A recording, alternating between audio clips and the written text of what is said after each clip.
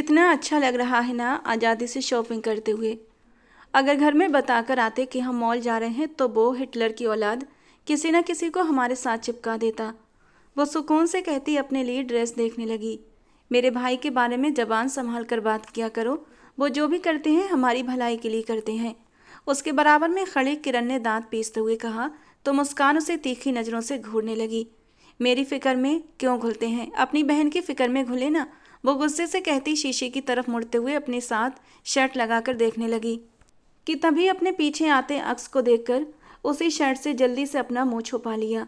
वो मेन दरवाजे से अंदर दाखिल हो रहा था। ओह गॉड, ये यहाँ क्या कर रहा है? इतना बड़ा कोइंसिडेंट। होठों पर जबान फेरते उसने कदम दूसरी तरफ बढ़ाए थे। मैंने तो सूट के साथ दुपट्टा भी नहीं लिया, ये तो मुझे यहीं के यहीं सूली पर चढ़ा देंगे। वो होठों ही होठों में बड़बड़ाई थी। हर खुशी के मौके पर ये मौत का यमराज बनकर सर पर सवार हो जाता है। और ये गर्ल्स आउटलेट में क्या कर रहे हैं? बुरी तरह झुंझलाते हुए वो ट्रायल रूम की तरफ बढ़ने लगी थी। पर अचानक किरण का ख्याल आया, अगर वो पकड़ी जाती तब भी किरण के साथ उसका भी अंतिम संस्कार हो जाना था। वो वापस पीछे आई तो किरण कपड़े देखने में बिजी थी। चलो मेरे साथ फौरन। मुस्कान ने अचानक उसका हाथ खींचा कि किरण के हाथ से शर्ट जमीन पर गिरी। अरे पागल लड़की, कपड़े तो लेने दो, किरण ने झुंझलाते हुए कहा। कपड़ों की जगह कफन लेने की नौबत आ जाएगी, चुप करो, वो गुस्से से बोली और ट्रायल रूम के दरवाजे पर दस्तक देने लगी। ये लोग अंदर सो गए हैं क्या? किरण का हाथ छोड़ती अब वो दोनों हाथों से दरवाजे पर दस्तक दे रही थी। हम यहाँ की जगह बाहर चलते हैं ना, किरण ने अक्लमंदी का प्रदर्शन किया। तुम्हारा भाई दरवाजे के पास ही खड़ा है और साथ में उसके गार्ड भी खड़े हैं, मुस्कान ने परेशानी से कहा, जबकि किरण की सांसें तो अपने कंधे पर एक मजबूत हाथ का स्पर्श महसूस करते ही रुक सी गई थीं। वो इस स्पर्श को पहचानती थी। मुश्किल से नज़र उठाते उसने अपने बराबर में देखा जहाँ शिवांश सिंघानिया उसे गुस्से से घूर रहा था। डरते हुए उसने कुछ कहना चाहा, जब शिवांश ने होठों पर उंगली रखते उसे खामोश रहने का इशारा किया और किरण को पीछे हटाते सीने पर हाथ बांधते मुस्कान के पीछे खड़ा हो गया। मुस्कान के गहरे ब्राउन बाल लहराते हुए उसकी कमर पर झूल रहे थे। टाइट पजामा जो एंकल से काफ़ी ऊपर था, गोरे दमकते पैरों में काली स्लीपर्स और नाजुक सी पायल बहुत खूबसूरत लग रही थी। पैरों से होती हुई शिवांश की नज़र ऊपर की ओर उठी थी। ढीला ढाला सा कुर्ता पहने वो दुपट्टे से लापरवाह बड़ी ही जल्दबाजी में दिखाई दे रही थी। शिवांश का दिमाग एक पल में गर्म हुआ था। आखिर इस लड़की को दुपट्टा लेने में मुसीबत क्या आती है? उसे ये बात आज तक समझ नहीं आई थी। अचानक ही ट्रायल रूम का दरवाज़ा खोलती एक लड़की बाहर निकली थी और मुस्कान ने बिना देखे किरण समझते हुए पीछे खड़े शिवांश की कलाई पकड़ते उसे अपने साथ अंदर खींचा था। शिवांश भी उसके मुड़ने से पहले पीछे हुआ था। ट्रायल रूम का दरवाज़ा बंद करते हुए मुस्कान ने गहरी सांस ली, जबकि बाहर खड़ी किरण बुरी तरह होंठ को चलती कांपते हाथ चेहरे पर फेरने लगी। हे भगवान जी, आज बचा लें, आगे से कभी भी मुस्कान की बात नहीं मानूंगी। वो जल्दी जल्दी भगवान जी से प्रार्थना कर रही थी। शुक्र है यार, बच गए। पता नहीं तुम्हारा वो खड़ूस भाई आज हमारा क्या हाल करता। जरूर पिछले जन्म में बोतल के जिन रहे होंगे। जब देखो जहाँ देखो हम जहाँ पर भी होते हैं वहीं बोतल के जिन की तरह पिरकट हो जाते हैं। मेरा तो दिल करता है तुम्हारे भाई को गुद्दी से पकड़कर ऐसा चटकाऊं कि। गुस्से से बड़बड़ाते हुए अपने बैग से फ़ोन निकालते वो जैसे ही पलटी थी, आंखें जो पहले से ही बड़ी बड़ी थीं अब और भी बड़ी हो गई थीं। इससे पहले मुंह से जोरदार चीख निकलती शिवांश आगे बढ़ते मुस्कान के मुंह पर अपना हाथ रख चुका था। मुस्कान की हालत तो पल भर में ही मरने जैसी हो गई थी। शिवांश भाई, मैं मुस्कान नहीं हूँ, मैं तो कोई दूसरी लड़की हूँ, वो घबराहट में अपना माथा मसलते हुए कहने लगी। शिवांश ने गौर से उसे देखा। मुस्कान की टांगें हल्की हल्की काँप रही थीं, पर उसे रहम नहीं आया था क्योंकि हर बार उसकी हालत ऐसी ही होती थी, लेकिन वो बहुत ढीठ थी। हाँ मुस्कान, तो तुम सच में नहीं लग रही। उसके लहराते बालों को छूते हुए वो खतरनाक हद तक ठंडे शब्दों में बोला। तो मुस्कान ने फौरन हैंडबैग से दुपट्टा निकालते उसे अपने दोनों कंधों पर फैला लिया। फिर शिवांश की नज़रें अपने पैरों पर देखते शर्मिंदगी से अपने पैजामे को नीचे की ओर सरकाने लगी। प्लीज़ शिवांश भाई, इस तरह मत देखें, मेरे शरीर से मेरी आत्मा निकल जाएगी, वो शिवांश की खतरनाक नज़रों से घबराते हुए विनती करते शब्दों में बोली। जब उसे एक तरफ करते हुए शिवांश ने ट्रायल रूम का दरवाज़ा खोला और बाहर निकल गया। मुस्कान उसके पीछे ही बाहर निकली थी। वहाँ खड़ी सेल्स गर्ल और बाकी लड़कियाँ मुंह खोले हैरत से ये मंजर देखते हुए आपस में सरगोशियाँ करने लगीं। जबकि मुस्कान शर्मिंदगी से शिवांश के पीछे पीछे चलने लगी। किरण भी उनके साथ ही निकली थी। भगवान जी अपना कहर बरसाए तुम पर, मुस्कान की बच्ची, तुम शैतान का दूसरा रूप हो, मेरी जिंदगी की प्रॉब्लम्स की सबसे बड़ी जड़। किरण दांत पीसते हुए बोली, मैं नहीं, तुम्हारा भाई शैतान है, और तुम तो मुझसे बकवास ही मत करो। मुस्कान भी धीमी आवाज में बोल रही थी। जब उनके आगे चलता शिवांश एकदम रुक गया। तुम दोनों की घुसर पुसर अब मुझे सुनाई नहीं देनी चाहिए। उसकी डांट पर वो दोनों गुलाम की तरह सर झुकाए उसके पीछे खड़ी हो गईं। प्रताप, तुम गार्ड के साथ जाओ, मेरे साथ ये दोनों हैं। मॉल की पार्किंग एरिया में आते हुए उसने अपने मैनेजर से कहा तो प्रताप पीछे खड़े गार्ड की गाड़ी की तरफ बढ़ गया। ड्राइवर के दरवाजा खोलने पर मुस्कान और किरण दोनों पिछली सीट पर बैठ गईं और शिवांश खुद ड्राइविंग वाली सीट पर बैठ चुका था। पूरे रास्ते गाड़ी में खामोशी रही। शिवांश के माथे पर गहरे बल थे, जबकि मुस्कान और किरण के होठों पर भगवान जी का नाम लगातार जारी था। घुसर पुसर करने की अब हिम्मत नहीं थी, इसलिए सिर्फ एक दूसरे को घूरने से ही काम चलाया जा रहा था। गाड़ी हवेली की जगह शिवांश सिंघानिया के ऑफिस के बाहर रुकी थी। हम यहाँ क्यों आए हैं? मुस्कान ने ऑफिस की बिल्डिंग देखकर चौंक कर किरण से पूछा। यहीं पर हमारा अंतिम संस्कार होगा। घर पर तो फिर भी मम्मा होती तो बचा लेती, यहाँ कौन बचाएगा? गाड़ी से उतरने के लिए तुम्हें इनविटेशन देना पड़ेगा क्या? शिवांश ने ऑफिस की तरफ बढ़ते हुए पलटकर उन दोनों को देखा था। वो दोनों अब तक गाड़ी में बैठी खिड़की से बाहर झांक रही थीं। शिवांश के तंज करने पर तेजी से गाड़ी से निकलती शिवांश के पीछे पीछे चलने लगी।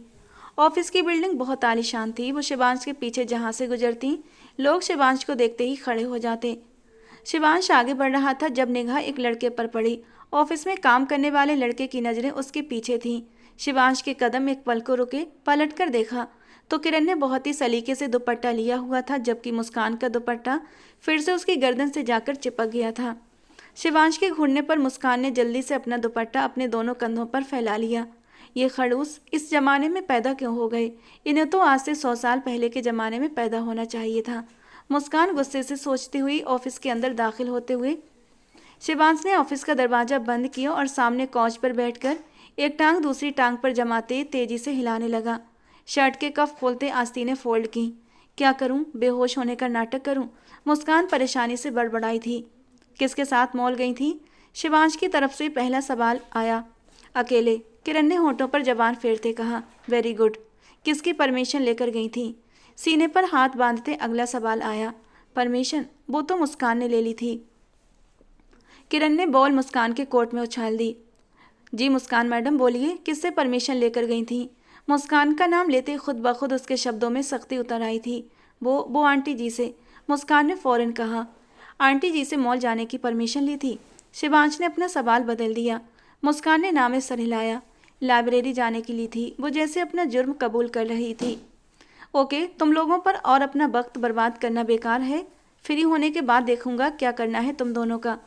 जब तक मेरी मीटिंग ख़त्म नहीं होती तुम दोनों यहीं खड़ी रहोगी, एक पल के लिए भी नहीं बैठोगी, और ना ही कुछ खाओगी और ना ही कुछ पी सकती हो। इस बार मेरी पूरी कोशिश होगी तुम दोनों की टांगें तोड़ दूं, ताकि बिना ज़रूरत अकेले घर से बाहर ना निकलो, और ये फैशन के नाम पर जो बेहूदगी हो रही है ना, ये भी ना हो। आखिर में कहते हुए उसने मुस्कान के पाँव की ओर इशारा किया था तो मुस्कान शर्मिंदगी से अपना चेहरा झुका गई। थोड़ी देर में उसका सेक्रेटरी अंदर आया और शिवांश को मीटिंग का शेड्यूल बताने लगा। मुस्कान और किरण एक कोने पर किसी बेकार चीज़ की तरह खड़ी हो गईं। तुम यहीं पर रहो और इनकी निगरानी करो। जब तक मैं नहीं आता ये बैठ नहीं सकती हैं और ना कुछ खा पी सकती हैं। शिवांश ने अपनी सेक्रेटरी को कहा और ऑफिस से बाहर निकल गया। उसका सेक्रेटरी वहीं सोफे पर बैठता अपना काम करने लगा। हमारी भी यार कोई इज्जत है। अब तुम्हारा भाई अपने नौकरों के सामने भी हमें यूँ बेइज्जत करेगा। मुस्कान का बस नहीं चल रहा था कि वो क्या कर गुजरे, पर किरण ने सिर्फ घूरने पर बस किया। अब मुझसे और खड़ा नहीं हुआ जा रहा। किरण, मैं बैठने वाली हूँ। वैसे भी ये नौकर है, इसकी इतनी हिम्मत नहीं कि मुझे कुछ कहे। कहने के साथ ही वो सोफे पर बैठने लगी जब सेक्रेटरी ने पलटकर उसे देखा और वो उतनी ही तेजी से वापस खड़ी हुई थी। किरण ने मुश्किल से अपनी हंसी दबाई थी। जानती थी सेक्रेटरी का डर नहीं था, शिवांश सिंघानिया के गुस्से से उसके पटाखा दोस्त की जान निकलती थी। 1 घंटे की लंबी मीटिंग के बाद शिवांश सिंघानिया वापस ऑफिस में दाखिल हुआ। 1 कप स्ट्रॉन्ग ब्लैक कॉफ़ी लेकर आओ, सेक्रेटरी को कहते हुए वो अपनी जगह पर बैठा। जब नज़र सर झुकाए खड़ी किरण और मुस्कान पर पड़ी। आगे आओ तुम दोनों, शिवांश ने गुस्से से कहा तो वो दोनों फौरन आगे आईं। मैं जानता हूँ ये बाहर अकेले बदमाश लड़कियों की तरह घूमने का प्लान यकीनन मुस्कान मैडम का था, पर किरण तुम्हारे पर क्यों निकल रहे हैं? वो तो सदा की ही नालायक थी, तुम ही कुछ अपनी इज्जत का ख्याल करो, शिवांश ने किरण से कहा। तो मुस्कान के माथे पर बल पड़ा। अपनी बहनें सबको शरीफ लगती हैं। उसकी बड़बड़ाहट किरण के कानों तक पहुंची थी। क्या कहा तुमने? शिवांश ने गुस्से से पूछा। उसे मुस्कान के मुंह ही मुंह में बड़बड़ाने वाली आदत से सख्त नफरत थी। कुछ नहीं शिवांश भाई, आगे से ऐसा कुछ नहीं होगा, मुस्कान ने जल्दी से कहा। तो शिवांश ने उसे घूरा। मैं अब तुम्हें कुछ नहीं कहूँगा, बस मेरी बहन से दूर रहो। मैं नहीं चाहता ये तुम्हारे साथ रहकर तुम्हारे रंग में रंग जाए। शब्द काफ़ी कड़वे थे, पर मुस्कान पर उन शब्दों का असर नहीं हुआ था। शिवांश भाई इजाज़त हो तो बैठ जाएं, टांगें दुख गई हैं। मुस्कान की जबान में फिर से खुजली हुई थी। ज़रूरत नहीं, मेरी एक और अर्जेंट मीटिंग आ गई है, देर लगेगी। ड्राइवर को बोल दिया है तुम दोनों को घर छोड़ देगा। अब जाओ यहाँ से। ये कहते हुए वो उठ गया था और वो दोनों ऑफिस से ऐसे भागी जैसे किसी जेल से छूटकर भागी हों। अरे यार, बस पकड़े गए थे। पता नहीं ये खड़ूस जल्लाद शिवांश हर जगह क्यों टपक पड़ता है। मुस्कान अपनी दोस्त से फ़ोन पर बात करने में बिजी थी जब उसकी दोस्त ने एक जोरदार कहकहा लगाया था। अच्छा छोड़ो शिवांश को, कभी मेरे साथ बाहर चलने का प्लान बनाओ, फिर तुम्हें अंदाज़ा होगा आज़ादी किसे कहते हैं, ज़िंदगी कितनी खूबसूरत है। मुस्कान की दोस्त के कहने पर मुस्कान का मुंह बिगड़ा। तुम जानती हो मुझे दोस्तों के साथ बाहर जाने की इजाज़त नहीं, और बगैर इजाज़त तो मैं किरण के साथ हिम्मत करके चली जाती हूँ, पर अकेले तो बिल्कुल भी नहीं जा सकती। मुस्कान ने साफ इनकार कर दिया। दूसरी तरफ कुछ पल के लिए खामोशी छा गई। तुम नाराज मत हो रिया, एक बार मेरी शादी सिद्धार्थ से हो जाए, उसने कहा है वो मुझ पर कोई पाबंदी नहीं लगाएगा। मुस्कान ने दूर से आते सिद्धार्थ को देखा और फ़ोन काट दिया। सिद्धार्थ उनका पड़ोसी था, कुछ ही घर छोड़कर सिद्धार्थ का घर था। बचपन की दोस्ती थी और धीरे धीरे प्यार में बदल गई थी। सिद्धार्थ ने ये बात अपनी माँ को बता रखी थी कि वो मुस्कान को पसंद करता है, उससे शादी करना चाहता है, लेकिन अभी तक ये बात बड़ों के बीच तय नहीं हुई थी। वो जो सिद्धार्थ के इंतजार में खड़ी थी, लेकिन उसे दादाजी के कमरे की ओर जाते देखकर मुंह बनाते हुए अंदर चली गई। शिवांश, मुझे तुमसे ज़रूरी बात करनी है। वो अपने लैपटॉप पर बिजी था जब नंदिनी जी कमरे में दाखिल हुई। जी मम्मा बैठें। शिवांश ने लैपटॉप बंद करते एक तरफ रखा। इस पूरी हवेली की बागडोर तुमने बहुत अच्छे से संभाल रखी है बेटा, और हमारे गांव की जिम्मेदारी भी तुमने अपने कंधों पर उठा रखी है। पूरा गांव तुम्हारे फैसलों से बहुत खुश है और तुम्हारा बिजनेस भी काफ़ी अच्छा चल रहा है, बल्कि जितना सोचा था उससे ज़्यादा कामयाबी हासिल कर चुके हो। नंदिनी जी की बात पर शिवांश ने नरमी से उनका हाथ थामा। आप कुछ भी कहने के लिए इतना सोच विचार क्यों कर रही हैं मामा? जो बात है साफ कहें। शिवांश के कहने पर नंदिनी जी ने गहरी सांस ली। मैं किरण की शादी करना चाहती हूँ। उनके कहने पर शिवांश ने समझते हुए सर हिलाया। बहुत अच्छी बात है, शिवांश ने खुशदिली से कहा। तुम्हारी मर्जी को देखते हुए हमने तुम्हारी कम उम्र में मंगनी नहीं की शिवांश, लेकिन अब तुम 28 साल के हो गए हो और मुझे किरण से पहले तुम्हारी शादी करनी है। मैं और इंतजार नहीं कर सकती। क्या तुम मेरी बात पर सीरियस हो? नंदिनी जी ने पूछा। जी सीरियस हूँ। शिवांश के कहने पर उन्होंने सुकून की सांस ली। तुम्हें कोई लड़की पसंद हो तो बता दो, वरना मैं 2-3 लड़कियां नज़र में रखी हैं, तुम्हें दिखा दूंगी, फिर तुम पसंद करके बता देना। नंदिनी जी ने खुशी से पूछा। मुझे एक हफ्ते का वक्त दे मम्मा, मेरी नज़र में एक लड़की है, लेकिन मैं एक बार अपने फैसले पर सोच विचार करना चाहता हूँ। ठीक है, 1 हफ्ते का मतलब 1 हफ्ता है शिवांश, वरना मैं अपनी मर्जी से तुम्हारा रिश्ता तय कर दूंगी। नंदिनी जी के कहने पर शिवांश ने मुस्कुराते हुए सर हिला दिया। नंदिनी जी उसके सर पर हाथ फेरते कमरे से निकल गईं, जबकि शिवांश बेड से टेक लगाकर बैठ गया। दोपहर का मंजर याद आया। मुस्कान बिना दुपट्टे के मॉल में घूम रही थी और उसके तन बदन में गुस्सा सा फैल गया था।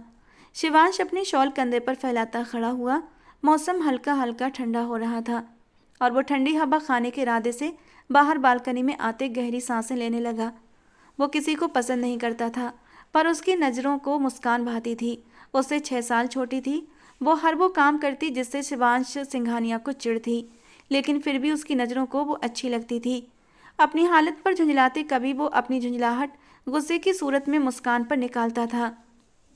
मुस्कान एक अनाथ बच्ची थी, उसका इस दुनिया में कोई नहीं था। शिवांश के दादा सूरज भान एक अनाथ आश्रम चलाते थे। उनके अनाथ आश्रम में बहुत सारे अनाथ बच्चे पल रहे थे। उन्हीं में से एक मुस्कान भी थी।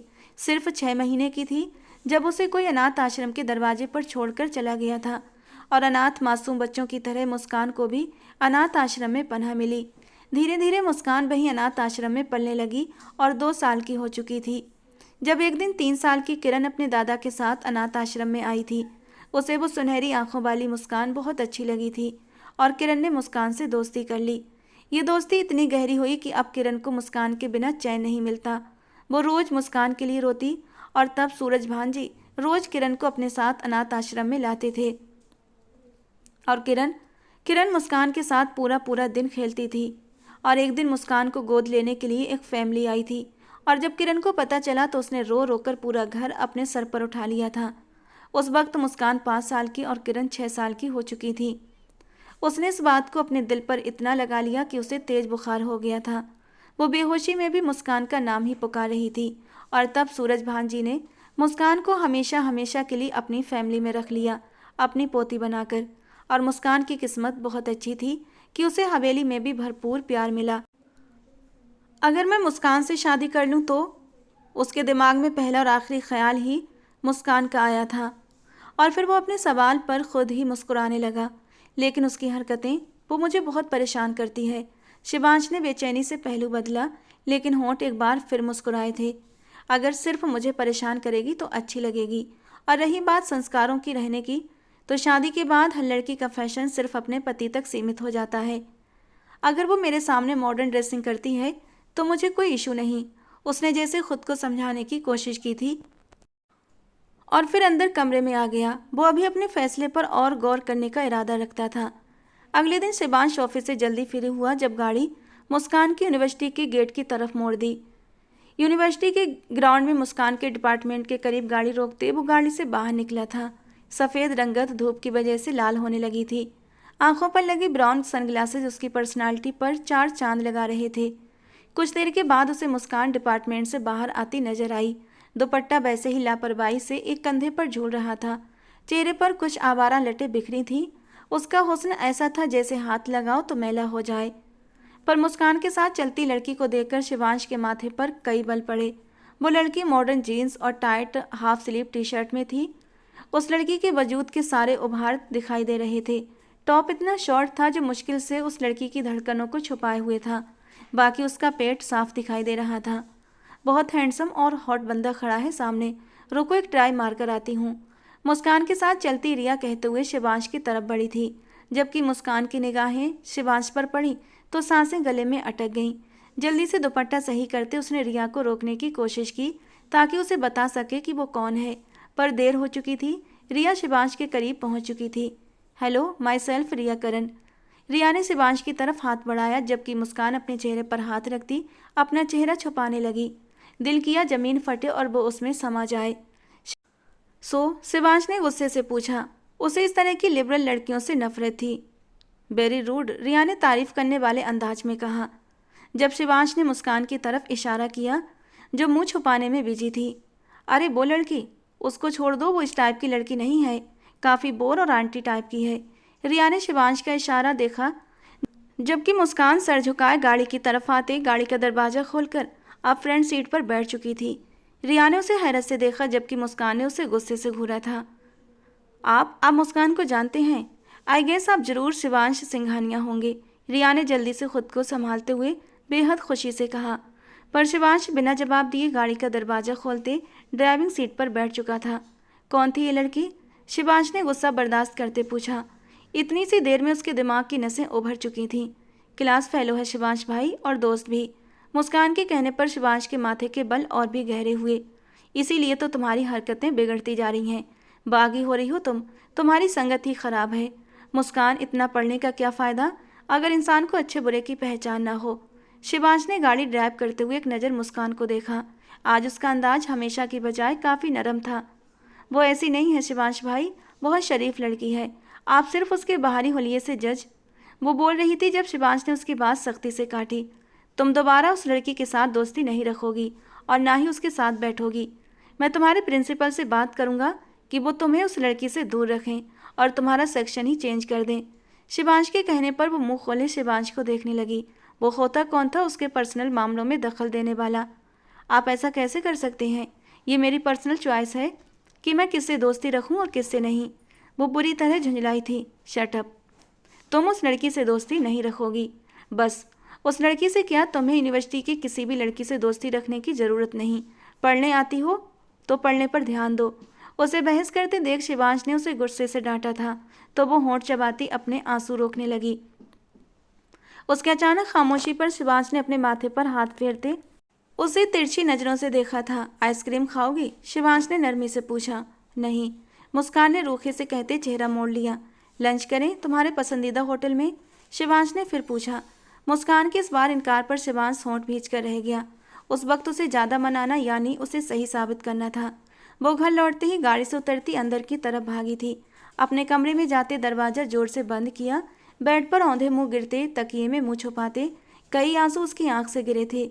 रिया बिल्कुल ठीक कहती है कि ये लोग पढ़े लिखे होने के बावजूद भी जाहिल और दकियानूसी हैं। इनका बस नहीं चलता कि मेरी सांसों पर भी पहरा बिठा दें। मेरी ज़िंदगी मेरी मर्जी, मैं जो करूं। बालिग हूं, कौन होता है कोई मुझ पर पाबंदी लगाने वाला। वो गुस्से से बड़बड़ाई थी। न जाने रिया मेरे बारे में क्या सोच रही होगी। इस शिवांश बदतमीज ने तो मेरी नाक कटवा दी। जहर लगता है ये इंसान मुझे। न जाने इसकी बीवी का क्या हाल होगा, कैसे बर्दाश्त करेगी इसको। जाहिल गबार कहीं का। वो फिर से वापस चेहरा तकिए पर छुपा गई थी। कमरे में बैठी वो किताब पढ़ने में बिजी थी जब किरण खुशी से चहकती मुस्कान के कमरे में आई। तुम्हें पता है शालिनी आंटी आ रही हैं। सुनने में आया है कि सिद्धार्थ का रिश्ता लेकर आ रही हैं, किरण ने खुशी से कहा। तो मुस्कान का दिल जोर से धड़क उठा। होंठों पर एक शर्मीली सी मुस्कुराहट फैल गई। अच्छा, मुझे नहीं मालूम, मुस्कान ने निगाहें चुराते हुए कहा। मुस्कान, तुम्हें कुछ अंदाजा है कि शालिनी आंटी किसका रिश्ता ला रही हैं?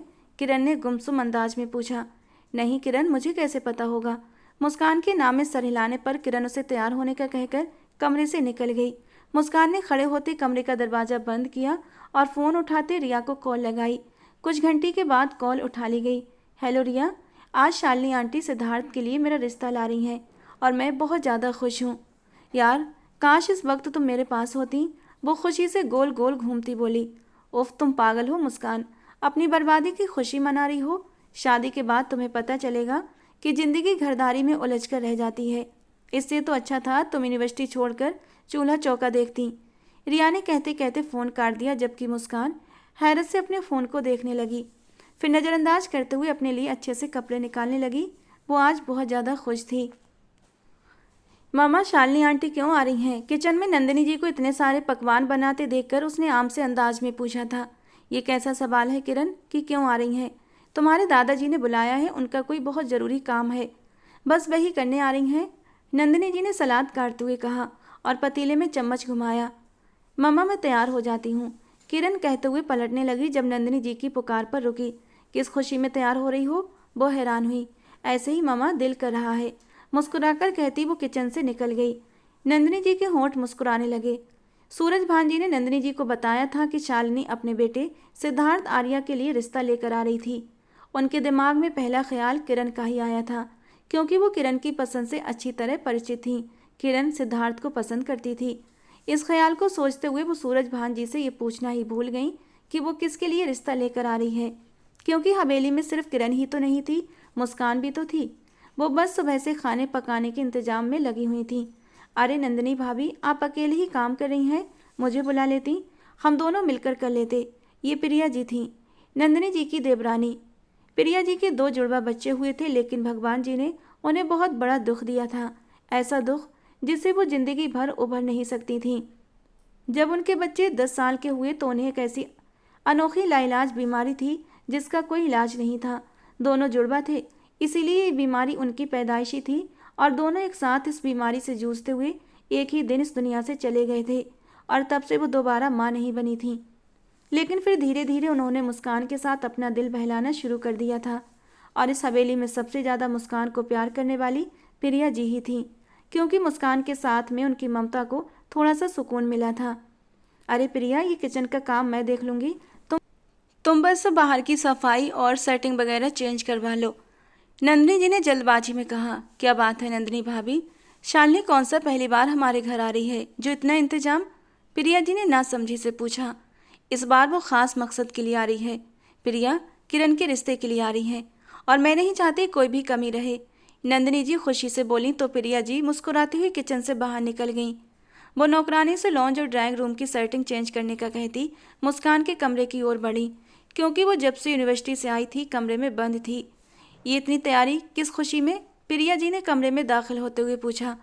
शालिनी आंटी आ रही है ना, इसीलिए तैयार हुई थी। मुस्कान ने बालों में कंघा करते हुए खुशी से कहा। तो शालिनी आंटी तो पहले भी आती थीं, आज इतनी तैयारी की खास वजह? किरण के रिश्ते के लिए आ रही हैं मुस्कान, तुम्हारे रिश्ते के लिए नहीं, प्रिया जी ने मुस्कुराते हुए कहा। तो मुस्कान की मुस्कान सिमट गई थी। आपको ये किसने कहा कि शालिनी आंटी किरण के रिश्ते के लिए आ रही हैं? मुस्कान ने जल्दी से प्रिया जी के सामने आते हुए पूछा। अभी नंदिनी भाभी ने बताया है, प्रिया जी ने उसके सर पर हाथ फेरते हुए कहा। और अब वो मुस्कान का हाथ थामते बेड पर बैठी थी। मुस्कान ने गहरी सांस ली। लेकिन आंटी मेरी बात गौर से सुने, जरूर नंदिनी आंटी को गलतफहमी हुई है। शालिनी आंटी किरण के रिश्ते के लिए नहीं, बल्कि शालिनी आंटी मेरे और सिद्धार्थ के रिश्ते के लिए आ रही हैं, मुस्कान ने बताया। तो वो नासमझी से उसे देखने लगी। तुम इतने यकीन से कैसे कह सकती हो? कहीं तुम? प्रिया जी के माथे पर अचानक बल पड़े। ओफ आंटी जी, शालिनी आंटी मेरे ही रिश्ते के लिए आ रही हैं। सिद्धार्थ मुझे पसंद करता है और मैं भी सिद्धार्थ को पसंद करती हूँ। बस आपसे मेरी विनती है, प्लीज़ रिश्ते के लिए इनकार मत करना और ना ही सोचने का वक्त लीजिएगा। अगर आपने सोचने का वक्त लिया ना तो मुझे यकीन है नंदिनी आंटी कोई ना कोई पंगा खड़ा कर देंगी। अगर उन्होंने ये सोच लिया है कि शालिनी आंटी किरण के रिश्ते के लिए आ रही हैं तो वो बिल्कुल भी बर्दाश्त नहीं करेंगी कि शालिनी आंटी मेरा रिश्ता मांगें। इसलिए आप बस अंकल जी से बात कर लें कि वो फ़ौरन हाँ कर दें। प्लीज़ प्लीज़ आंटी जी, वो उनसे जिद करते हुए बोली। और उसे उम्मीद थी कि प्रिया जी उसकी बात ज़रूर सुनेंगी। आखिर बचपन से उसने सबसे ज़्यादा ममता प्रिया जी और उनके पति अजय जी से ही बटोरी थी।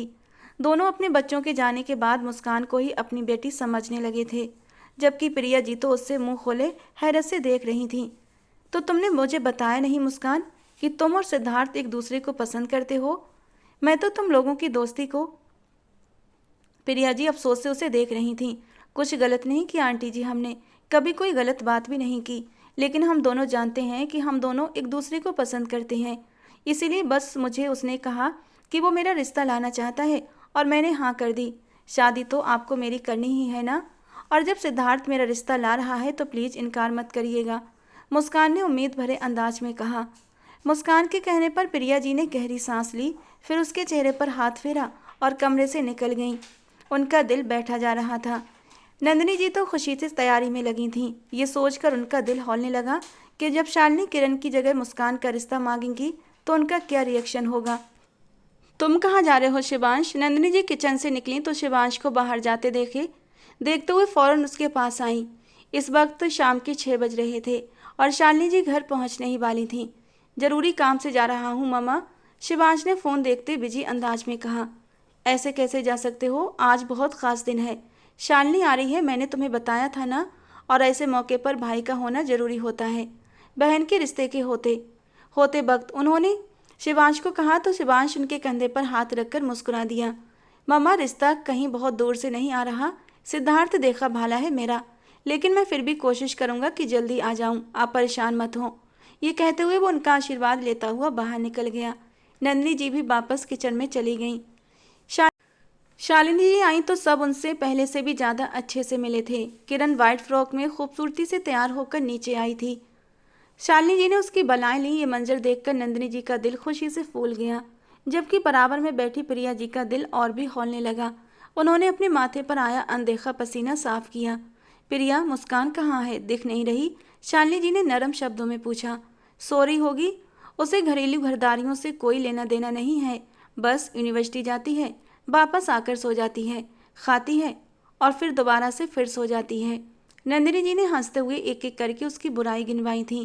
प्रिया जी को अच्छा नहीं लगा था, वहीं शालिनी जी भी खामोश हो गई थी। अभी कुछ ही पल गुजरे थे जब मुस्कान सीढ़ियाँ उतरते नीचे आई थी। काली फ्रॉक पहने, बाल कमर पर खुले छोड़े हुए थे, आंखों में काजल। इतनी सी तैयारी में ही वो गजब ढा रही थी।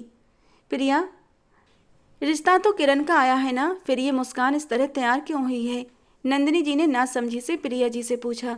किरण उसकी दोस्त है, खुश होगी किरण की खुशी में, और सबको सबकी खुशी में खुश होना चाहिए, प्रिया जी ने कहा, जबकि नंदिनी जी ने भी धीरे से मुस्कुरा दिया।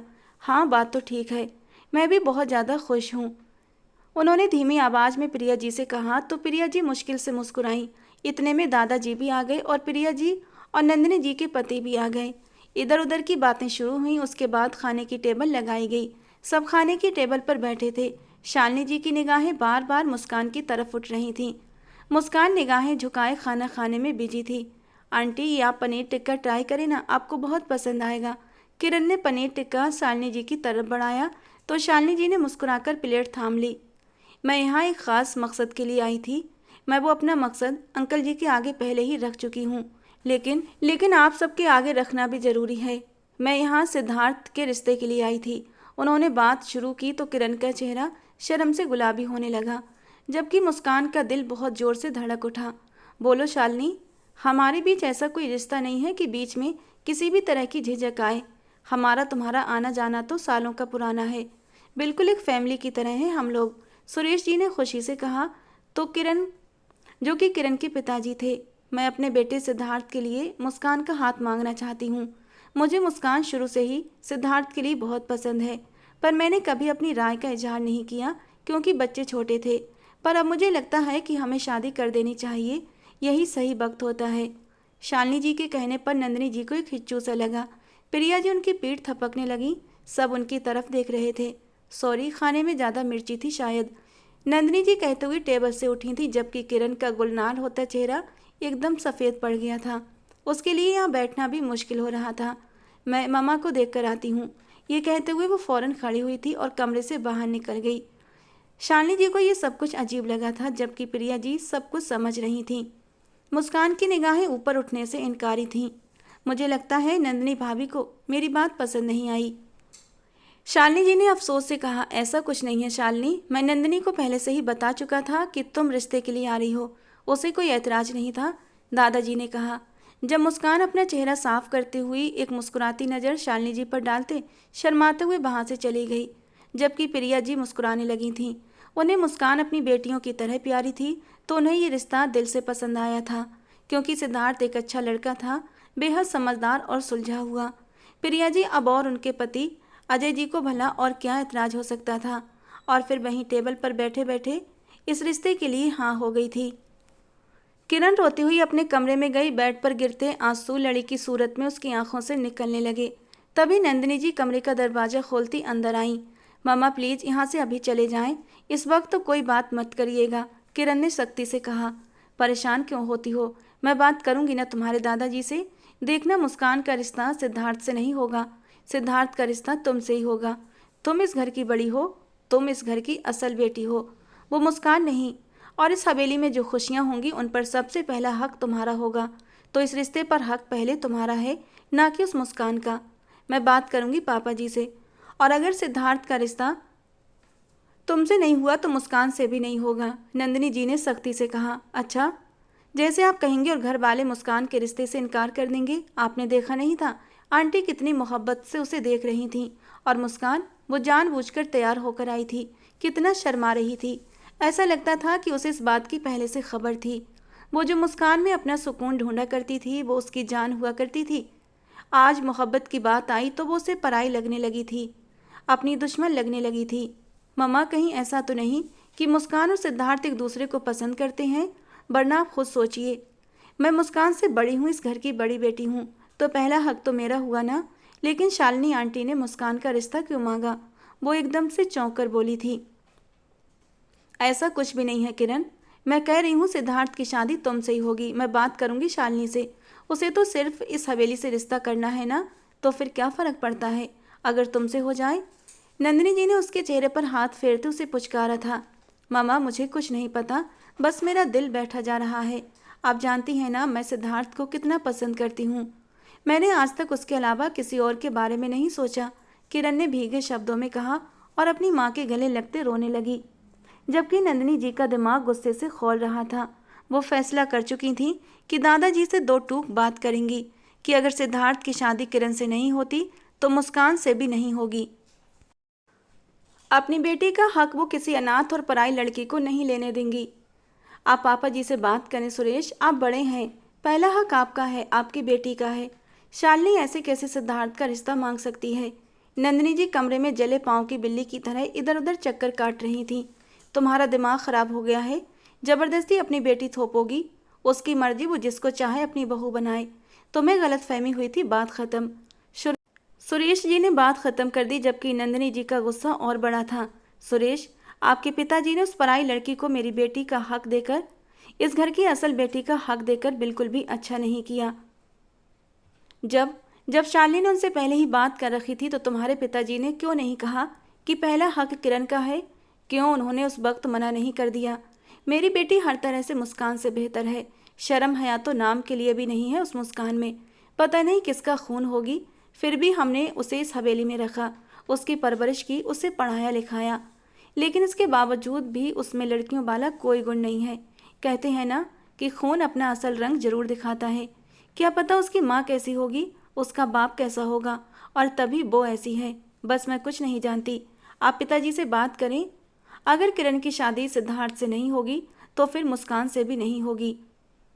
सुरेश जी ने गुस्से से अपनी बीबी को देखा और कमरे से निकल गए। कुछ देर के बाद वो वापस कमरे में लौटे तो नंदिनी जी फौरन उनके पीछे आईं। बात की आपने पिताजी से? क्या कहा उन्होंने जल्दबाजी में पूछा। नंदिनी, आपको गलतफहमी हुई थी। पापा जी ने आपको ये नहीं कहा था कि शालिनी किरण का रिश्ता ला रही है? ये सब कुछ तुमने खुद ही सोच लिया था। शालिनी का इरादा बहुत पहले से ही मुस्कान का रिश्ता लाने का था, क्योंकि सिद्धार्थ मुस्कान को पसंद करता है। ये रिश्ता शालिनी की मर्जी से ज़्यादा सिद्धार्थ की पसंद से हो रहा है। अब तुम मुझे बताओ क्या करोगी? बस इसीलिए बहस मत करो। किरण के लिए रिश्तों की कमी नहीं है। मैं देख लूँगा अपनी बेटी के लिए सिद्धार्थ से भी अच्छा रिश्ता। और हाँ, किसी भी चीज़ में कोई बुराई निकालने की या किसी पर तंज करने की ज़रूरत नहीं। हर जगह रंग में भंग डालने वाली आदत तुम्हारी बहुत बुरी है। और तुमने मेरे सामने तो मुस्कान पर उंगली उठा दी। पापा जी के सामने मुस्कान पर उंगली बिल्कुल भी मत उठाना। उन्हें बिल्कुल भी पसंद नहीं आएगा, क्योंकि उन्होंने कभी भी मुस्कान और किरण में फ़र्क नहीं किया, सुरेश जी ने गुस्से से कहा था। जबकि नंदिनी जी भीगी आंखों से कमरे से निकल गई थीं। बाहर मिठाई के टोकरे रखे हुए थे। उनका दिल बुरी तरह जल रहा था। जब उन्होंने फ़ोन कान से लगाए बाहर आते हुए मुस्कान को देखा। इन जैसी तेज लड़कियों को भी खूब आता है लड़कों को अपने पीछे नचाना, और एक मेरी मासूम बेटी है, अपनी मोहब्बत दिल में ही दबा कर रह गई, नंदिनी जी ने गुस्से से सोचा। शिवांश सिंघानिया की गाड़ी घर के अंदर दाखिल हुई थी। वो गाड़ी से बाहर निकला था जब उसकी निगाह लॉन में गोल गोल घूमती मुस्कान पर पड़ी थी। वो अपनी बाहें हवा में फैलाए गोल गोल घूम रही थी, बहुत ज़्यादा खुश लग रही थी। उस टाइम लॉन में अंधेरा था, लेकिन शिवांश को उसका वजूद चमकता हुआ महसूस हुआ। वो धीरे धीरे चलता मुस्कान की तरफ आया था और दिल के हाथों मजबूर होते अचानक मुस्कान की कलाई पकड़ ली। मुस्कान जो गोल गोल घूमने में बिजी थी, हड़बड़ाकर रुकी। शिवांश को देखते ही चेहरे की सारी खुशी एक पल में फीकी पड़ी थी। शिवांश भी होश में लौटा था। यूं अपने आप को गिराना उसे गवारा नहीं था, इसलिए गला साफ करता माथे पर एक बनावटी वल डाला था। इतनी रात को लॉन में क्या कर रही हो? पीछे कमर पर हाथ बांधे हुए शिवांश ने पूछा। गर्मी लग रही थी इसलिए बाहर आ गई, मुस्कान ने नजरें झुकाए कहा। क्यों, तुम्हारे कमरे का एसी काम नहीं कर रहा? शिवांश ने अचंभे से पूछा। मुझे फ्रेश हवा चाहिए थी, मैं अब वापस अंदर जा रही हूँ। ये कहते हुए मुस्कान अंदर भागने लगी जब शिवांश ने दोबारा से उसकी कलाई पकड़ी थी। इस बार कलाई छुड़ाने के चक्कर में वो उसके करीब हुई थी। शिवांश भाई, घबराहट में उसके मुंह से निकला। तुम बाहर बैठ सकती हो, लेकिन सावधानी किया करो। यहाँ काफ़ी मर्द नौकर होते हैं, तुम्हें इस तरह कोई भी देख सकता है और इससे तुम्हारी इज्जत खराब हो सकती है। और वही लड़की अच्छी होती है जिसे अपनी इज्जत की परवाह होती है, जो अपनी इज्जत को गैर मर्दों से छुपा कर रखती है। शिवांश ने उसकी कलाई छोड़ दी और उसके चेहरे पर आते बालों को उसके कान के पीछे कर दिया। मुस्कान का दिल जोर से धड़का था। वो आंखें फैलाए शिवांश को देख रही थी, जबकि शिवांश मुस्कुराते हुए अंदर की तरफ बढ़ गया था। आज वो फैसला करके लौटा था कि आज वो अपनी माँ को मुस्कान के बारे में बता देगा। मुस्कान में ऐसी कोई कमी नहीं थी कि उसे रिजेक्ट किया जाता, बस अकल की और तमीज़ की थोड़ी सी कमी थी, जो शिवांश सिंघानिया उसे अपनी मोहब्बत से सिखा देता। खुद को समझता क्या है? ये क्यों हर जगह भूत की तरह टपक पड़ता है? भगवान जी, जल्दी से मेरी शादी हो जाए, इससे मेरी जान छूटे। काश इतनी हिम्मत होती कि इसकी अकल ठिकाने लगा सकती। हे भगवान जी, इसको ऐसी पत्नी मिले जो ये गैरत के किस्से पढ़ता रहता है ना। इसकी नाक हमेशा ऊंची रहती है, ये नाक ही कट जाए, किसी मामले में टांग अड़ाने के काबिल ही ना रहे। वो खुद से कहती हुई लॉन में बने झूले पर बैठ गई थी। शिवांश अंदर दाखिल हुआ तो नंदिनी जी मिठाई के डिब्बे समेट रही थीं, साथ में गुस्से से बड़बड़ा रही थीं। शिवांश आगे बढ़ा, नंदिनी जी के हाथ से मिठाई का डिब्बा लेते गुलाब जामुन उठाया। कॉन्ग्रेचुलेशन मम्मा, लगता है रिश्ता पक्का हो गया, शिवांश ने खुशी से कहा और गुलाब जामुन मुंह में रख लिया। हाँ, रिश्ता पक्का हो गया है, लेकिन किरण और सिद्धार्थ का नहीं, बल्कि मुस्कान और सिद्धार्थ का, उन्होंने गुस्से से कहा, जबकि शिवांश को एक जोरदार फंदा लगा। नंदिनी जी उसका कंधा थपकने लगी। तुम ठीक हो शिवांश? नंदिनी जी ने परेशानी से पूछा, जबकि वो उन्हें नासमझी से देखने लगा। मेरा भी बिल्कुल ऐसा ही रिएक्शन था शिवांश, जब मुझे पता चला तुम्हारी बहन के लिए नहीं बल्कि उस लड़की के लिए शालिनी रिश्ता लेकर आई है। मुझे तो बर्दाश्त नहीं हो रहा, बहुत गुस्सा आ रहा है। घर के अंदर रहते हुए उस लड़की ने क्या गुल खिलाए हैं। दोनों के बीच आशिकी चल रही थी। नंदिनी जी ने गुस्से से जहर उगला, जबकि शिवांश पत्थर बना अपनी माँ को देखता रहा। फिर अचानक पलटा, अपने कमरे की तरफ बढ़ गया। कमरे का दरवाज़ा बंद करते उसने जोर से दरवाजे पर लात मारी। माथा बुरी तरह मसला। मुस्कान और सिद्धार्थ उसके मुंह से निकला। दिल में बुरी तरह चुभन हुई। काफ़ी देर तक कॉच पर बैठे वो जमीन को घूरता रहा। फिर गहरी सांस लेते अपने चेहरे पर हाथ फेरा। वो मुस्कान को पसंद करता था, पर पसंद कब इश्क में बदल गई थी उसका अंदाज़ा उसे अब हुआ था। लेकिन अब कुछ नहीं हो सकता था। शायद किस्मत को यही मंजूर था। ये कहते हुए मुस्कान का ख्याल अपने दिमाग से झटकने लगा, लेकिन ये उसकी गलतफहमी थी। नया नया मोहब्बत का कोंपल था जो उसके दिल में फूटा था, अभी तो और फैला हुआ मजबूत वृक्ष बनने वाला था। अगले दिन ही नंदिनी जी शालिनी जी के घर गई थी। उन्होंने शालिनी के सामने अपनी नाराज़गी जाहिर की थी और कहा था कि उन्होंने किरण को नज़रअंदाज करके मुस्कान को अहमियत दी है, जिस पर शालिनी जी ने उनसे माफ़ी मांगी थी और उन्हें बताया कि सिद्धार्थ मुस्कान को पसंद करता है और ये अब से नहीं बल्कि बचपन से ही वो उसको पसंद करता है। वो बहुत पहले से जानती थी, मगर सिद्धार्थ पसंद ना करता तो किरण ही उनके घर की बहू बनती, लेकिन वो सिद्धार्थ को इनकार नहीं कर सकती थी। ये सुनकर नंदिनी जी अपना सा मुंह लेकर घर लौट आई थीं। कुछ देर के बाद किरण उनके कमरे में आई थी। मम्मा, आप आंटी के पास गई थी ना? आंटी ने क्या कहा? किरण ने बेचैनी से पूछा। कुछ नहीं, इनकार कर दिया। उसका कहना है कि सिद्धार्थ मोहब्बत करता है और इस मामले में वो बेबस है। कितनी चालबाज है ना, कि हमारी नाक के नीचे ही इस लड़की ने सिद्धार्थ को फंसा लिया। नंदिनी जी अभी भी गुस्से में थी। उन सब में मुस्कान की कोई गलती नहीं मम्मा, उसको थोड़ी मालूम था कि मैं सिद्धार्थ को पसंद करती हूँ। पर मामा, मेरे दिमाग में ख्याल है, आप चाहें तो। किरण ने कहते कहते अपनी बात अधूरी छोड़ दी। नंदिनी जी ने उसको सवालिया निगाहों से देखा। मामा, आप शिवांश भाई की शादी करना चाहती हैं ना? और दादाजी के साथ इस घर के सभी लोग सबसे ज़्यादा अहमियत शिवांश भाई को देते हैं। अगर आप शिवांश भाई के लिए मुस्कान का रिश्ता मांग लें तो मुझे यकीन है सिद्धार्थ पर शिवांश भाई को ही अहमियत दी जाएगी। दादाजी कभी भी इनकार नहीं करेंगे, क्योंकि वो मुस्कान से बहुत प्यार करते हैं और ये तो उनके लिए बहुत फ़ायदे की बात रहेगी कि मुस्कान हमेशा के लिए उनके सामने रहेगी इसी हवेली में। और जब दादाजी मान जाएंगे तो कोई भी इनकार नहीं कर सकेगा। किरण के कहने पर नंदिनी जी का मुंह हैरत से खुला का खुला रह गया। तुम चाहती हो कि मैं उस अनाथ लड़की को अपने घर की बहू बना लूं, जिसकी न माँ का पता है न बाप का, पता नहीं किसका गंदा खून है, सिर्फ इसलिए कि तुम्हारी शादी सिद्धार्थ से हो जाए और मैं अपने बेटे की ज़िंदगी बर्बाद कर दूं? नंदिनी जी ने गुस्से से कहा।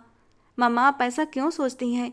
मुस्कान का असल खून क्या है, ख़ानदान क्या है, हमें नहीं पता, लेकिन वो हमारे घर पर रहकर पली बड़ी है और शादी के बाद उसकी वो बिगड़ी दोस्तें छूट जाएंगी तो आप यकीन करें वो बहुत अच्छी लड़की है, दिल की बहुत साफ और बहुत अच्छी। किरण ने अपनी माँ को समझाना चाहा, जो नंदिनी जी काफ़ी हद तक समझ भी गई थीं। पहले मैं शिवांश से बात करूँगी, वो शायद किसी लड़की को पसंद करता है, वो क्या कहता है उसके बाद ही जवाब दूंगी। नंदिनी जी के कहने पर किरण खामोश हो गई। शाम को शिवांश के लौटते ही नंदिनी जी फ़ौरन चाय लेकर उसके कमरे में गई। शिवांश, तो तुमने क्या सोचा रिश्ते के बारे में? जिस लड़की को तुम पसंद करते हो वो कौन है बता दो, ताकि मैं उसके घर रिश्ता लेकर जा सकूं। नंदिनी जी ने कहा तो शिवांश ने गहरी सांस ली। मामा, मेरे पास कोई लड़की नहीं है और जिस लड़की को मैं पसंद करता था वो कहीं और मंगनी कर चुकी है। अब आप जहाँ चाहें मेरी शादी कर दें, बस ध्यान रखिएगा लड़की बहुत ज़्यादा संस्कारी हो, उठने बैठने का उसे सलीका हो, पढ़ी लिखी हो, और बस कुछ नहीं चाहिए। शिवांश के कहने पर नंदिनी जी के माथे पर परेशानी की लकीरें उभर आईं। वो तो मुस्कान के साथ उसका रिश्ता करने का सोच रही थी, पर जो जो खूबियाँ वो बता रहा था मुस्कान में एक भी खूबी नहीं थी। शिवांश, कोई भी लड़की शादी से पहले इतनी संस्कारी और इतनी समझदार नहीं हो सकती। शादी के बाद तो मोहब्बत से उससे डील करोगे तो वो तुम्हारे रंग में रंग जाएगी। बस तुम इतना विश्वास रखो, मैं तुम्हारे लिए अच्छी लड़की ही पसंद करूंगी, जो इस घर के लिए भी अच्छी होगी। उनके कहने पर शिवांश हल्का सा मुस्कुरा दिया। हाँ, मोहब्बत से ढालना शायद आसान होता अगर मोहब्बत होती तो। मुस्कान को भी तो उसने मोहब्बत से अपने रंग में ढालने का सोचा था। ठीक है मामा, जैसा आपको सही लगे।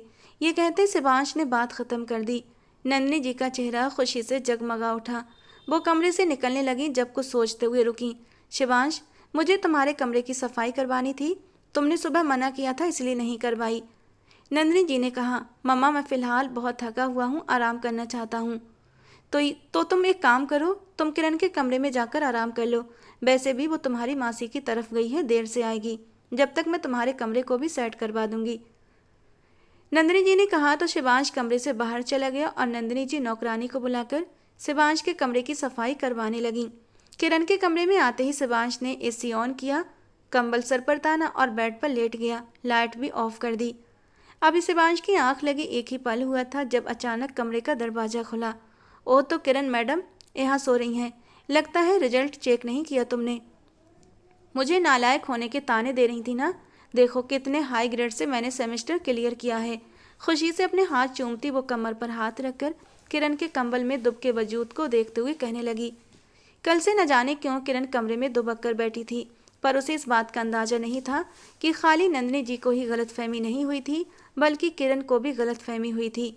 उसे सिद्धार्थ के लिए किरण की पसंद का अंदाजा नहीं था। किरण, उसने धीरे से पुकारा पर कोई जवाब न आया। कुछ सोचते हुए वो मुंह पर हाथ रखते मुस्कुराई थी। अपनी आस्तीनें चढ़ाकर गहरी सांस ली और भागते हुए जोर से किरण के ऊपर कूद गई। कंबल में सोते शिवांश को लगा जैसे कोई भूकंप आ गया हो।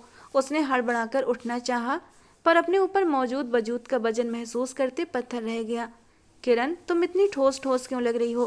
कंबल के नीचे किरण का ठोस वजूद महसूस करते मुस्कान बड़बड़ाई थी। उसकी बड़बड़ाहट शिवांश ने आराम से सुनी थी।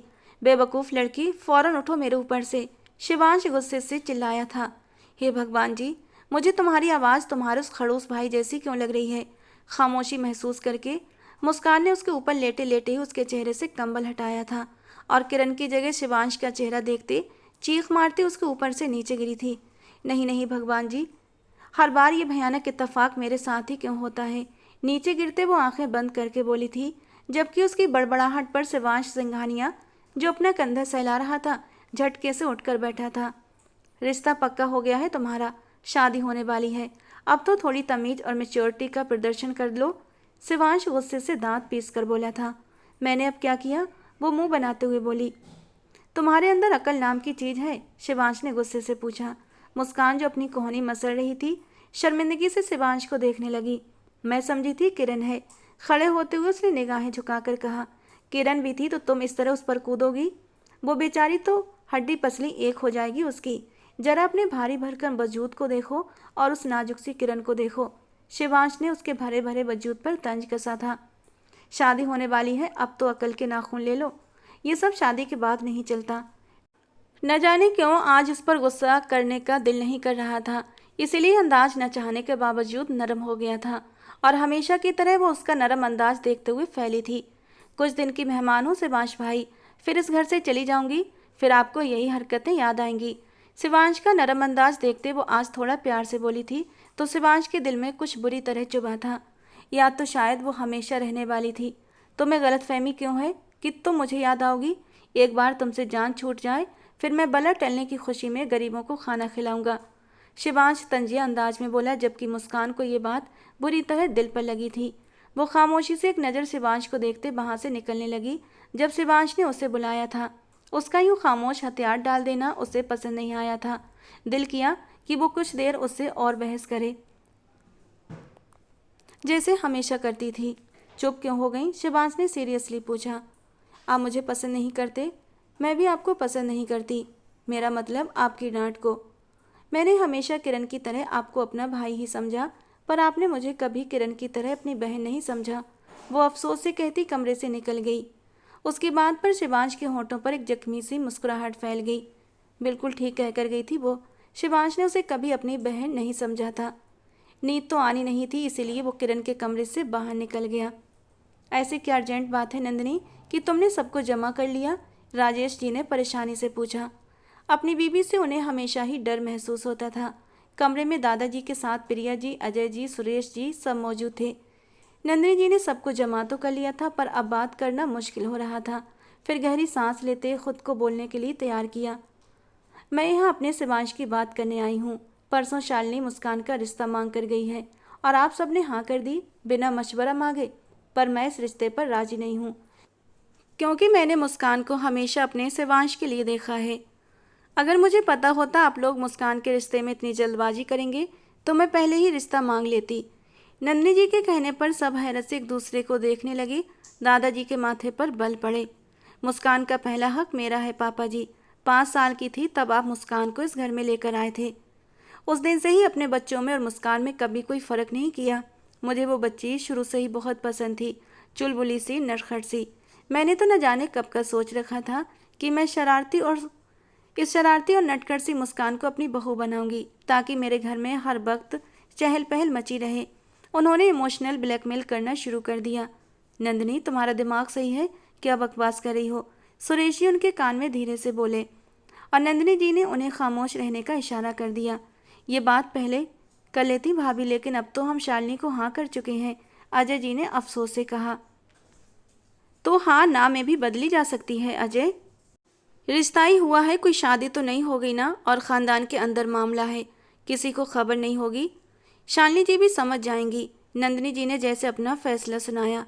बहू, अपना दिमाग जरा कम चलाओ। शिवांश हमें जान से प्यारा है, पर एक बार जबान देने के बाद हम मुकर नहीं सकते। हम मुस्कान का रिश्ता सिद्धार्थ से तय कर चुके हैं और दोबारा ऐसी बात सोचना भी मत। दादाजी ने नंदिनी जी को गुस्से से देखकर कहा, जबकि सुरेश जी भी अफसोस से अपनी बीवी को देखते कमरे से निकल गए। नंदिनी जी आंसू पोंछती कमरे में आई थीं। मिल गया सुकून। तमाशा लगाकर कितना मना किया था मैंने कि अपने दिमाग से ये बेकार के ख्याल निकाल दो। किरण के रिश्ते के लिए तुमने शिवांश का रिश्ता पेश कर दिया। तुमने रिश्तों की मर्यादा ही ख़त्म कर दी। गुस्से से कहते वो कमरे से निकल गए थे, जबकि एक और दुख नंदिनी जी के साथ जुड़ गया था कि सिद्धार्थ की अहमियत उनके बेटे से ज़्यादा थी। 2 दिन के बाद शालिनी जी दोबारा आई थीं सिद्धार्थ और मुस्कान की शादी की तारीख लेने, और इस बार नंदिनी जी ने कमरे से बाहर निकलने की तकलीफ नहीं उठाई थी। तो बस मैं ज़्यादा इंतजार नहीं कर सकती, मेरी मुस्कान मुझे दे दो।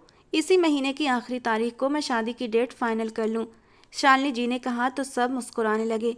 मुस्कान उनके पहलू में ही बैठी थी। शिवांश होंठों पर मुट्ठी रखे खामोशी से मुस्कान को देख रहा था। वो शर्मा रही थी और ये रूप उसने मुस्कान का पहली बार देखा था। तुम क्यों इतने खामोश बैठे हो शिवांश? शालिनी जी ने पूछा।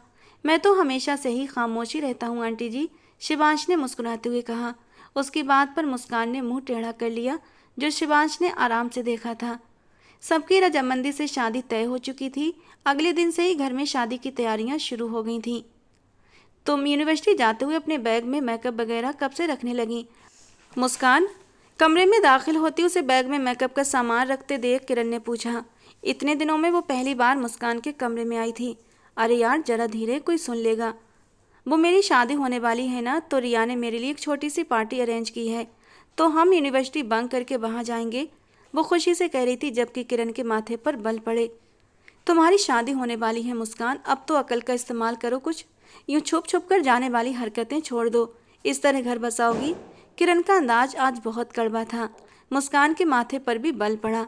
तुम्हारे साथ छुप छुप कर जाती थी, तब तो तुम्हें कोई ऐतराज़ नहीं होता था, अब बहुत ऐतराज़ हो रहा है।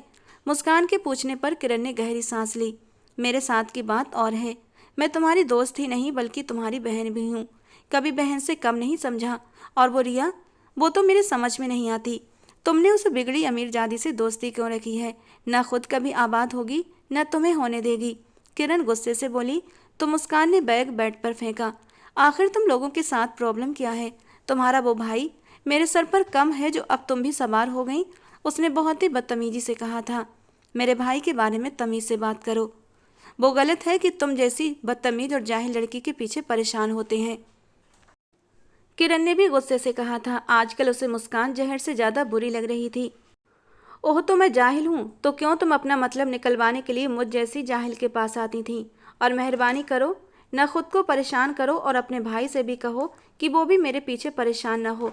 मेरी जिंदगी है और मेरी मर्जी, जैसे चाहे गुजारूंगी। अपना बैग उठाते किरण को कहते वो कमरे से निकलने लगी कि दरवाजे पर कदम रोककर पलटी।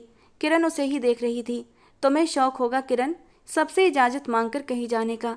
तुम गुजारो अपनी ज़िंदगी गाय बैल की तरह, एक खूंटे से बंधकर, दूसरों के इशारे पर चलकर। मुझे कल भी ज़िंदगी आज़ाद पसंद थी और आगे भी मैं आज़ाद ही रहूंगी।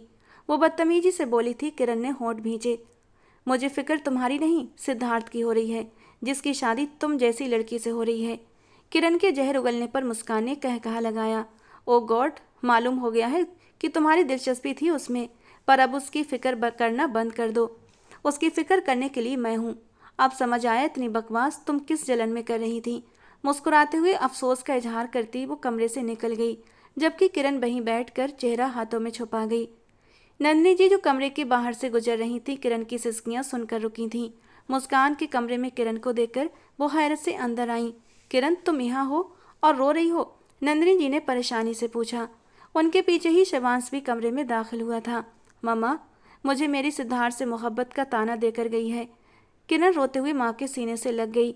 उसकी निगाह पीछे खड़े शिवांश पर नहीं पड़ी थी। तुम उसके कमरे में क्यों आई थी? नंदिनी जी ने गुस्से से पूछा। बस मैं बाहर से गुजर रही थी, वो अपने बैग में कुछ मेकअप का सामान रख रही थी। मैंने पूछा तो कहने लगी कि यूनिवर्सिटी बंक करके अपने दोस्तों के साथ पार्टी करने जा रही है। मैंने तो उसे मना किया था, क्योंकि उसकी दोस्त हद से ज़्यादा बिगड़ी हुई है। उसने नंदिनी जी को कहते पीछे खड़े शिवांश को देखा था। शिवांश के माथे पर गहरे बल पड़े थे। उसकी आवारगी मैं आज ही बंद करवाऊंगी।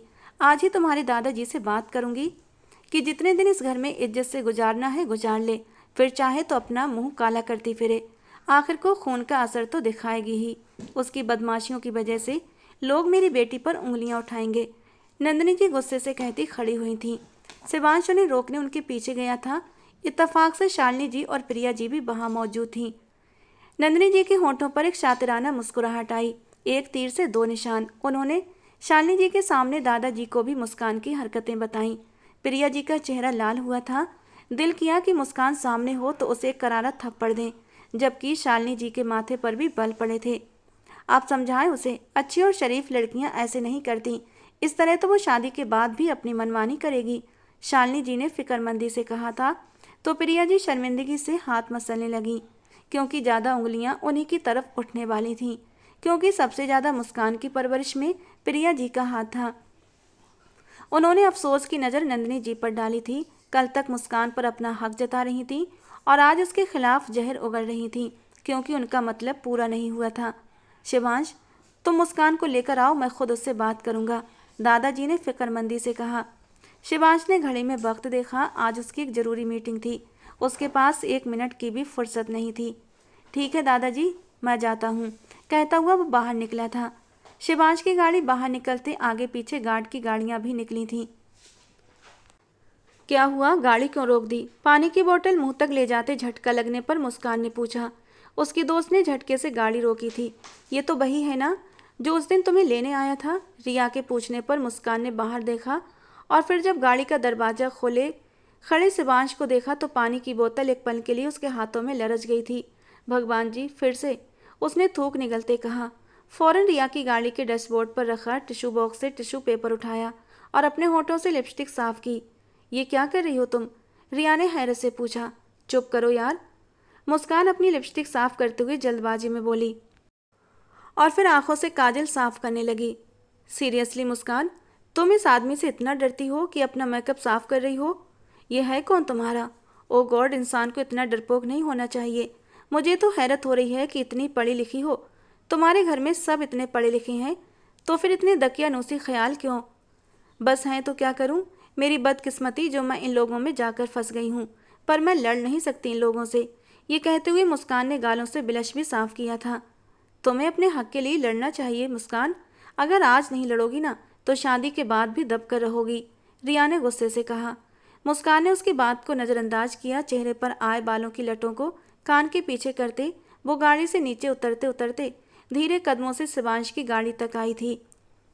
रिया गाड़ी में बैठी माथे पर बल डाले ये मंजर देख रही थी। पानी की खाली बोतल जो डैशबोर्ड पर पड़ी थी वो लड़खड़ाकर नीचे गिरी थी।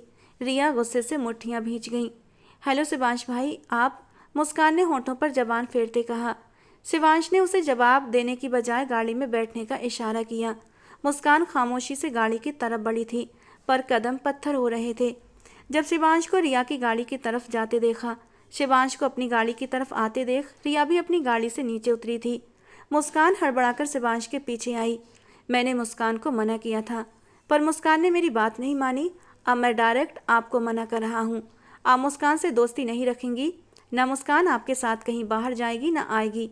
मुस्कान से दूर रहें, वरना मुझे मजबूरन एडमिन के पास जाना पड़ेगा, शिवांश ने सख्ती से कहा।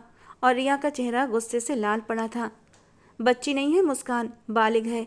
उसे अपनी ज़िंदगी पर पूरा हक है, और आप मुस्कान को अपने इशारों पर चला सकते हैं, मुझे नहीं चला सकते, रिया गुस्से से बोली। शिवांश जबड़े भींच गया, फिर समझने के अंदाज में सर हिलाया। पीछे पलटा तो मुस्कान उसके पीछे ही खड़ी थी। एक झटके से मुस्कान की कलाई सख्ती से पकड़ी और उसे गाड़ी का दरवाज़ा खोलते फ्रंट सीट पर धक्का दिया। ये सारा मंजर रिया ने जलती आंखों से देखा था। शिवांश ने गाड़ी में बैठकर गाड़ी स्टार्ट की। मुस्कान का चेहरा अब तक लाल अंगारा हो चुका था। उसकी बर्दाश्त खत्म हो चुकी थी। पहले किरण की बेकार बातें और अब शिवांश का यूं हक जताना, ये आपने बिल्कुल भी ठीक नहीं किया। वो पहली बार शिवांश के सामने बोल रही थी। शिवांश ने चौंक कर उसे देखा। गुस्सा पहले ही था, ऊपर से मुस्कान की बगावत ने उसे आग लगाई थी। मेरी बहुत गलत सोच थी तुम्हारे बारे में। मैं सोच रहा था कि तुम मोहब्बत से सुधर जाओगी, पर मैं गलत था, शिवांश ने कहा। तो मत सोचिए मेरे बारे में इतना। भगवान के लिए थक गई हूँ मैं।